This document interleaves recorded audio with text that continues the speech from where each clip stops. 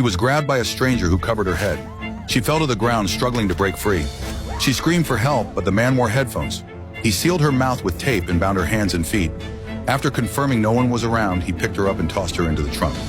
He drove back, stopped at an intersection, and glanced toward the police car.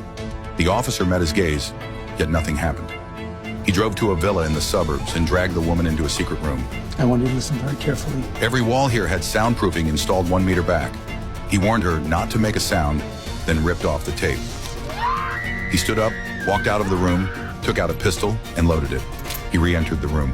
He didn't speak, just fiddled with the gun.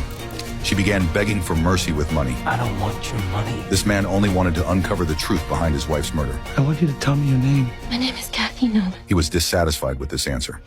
After leaving the room, he searched her wallet and phone but found no identification. He set the phone aside and prepared lunch. Inside the room, she began fighting back, rolling over to bring her hands from behind her chest. When he reopened the door, she ambushed him. She swung 3 consecutive blows, sending both crashing to the floor. She scrambled toward the exit. He reached out to grab her leg. She rose, grabbed a vase, and swung at him. He teetered on the verge of unconsciousness. She crawled into the living room, grabbed her phone, and dialed for help. He fired a warning shot. She begged for mercy, then seized the moment to counterattack. He collapsed unconscious. She retrieved her phone to call the police, but there was no signal. She cut through the restraints on her feet and headed for the door, only to find all windows and doors locked from the outside. He rose but did not attack her. Instead, he sat down to eat, having even prepared her portion. You tell me your name, and then we can really start talking. But she refused to give any clue.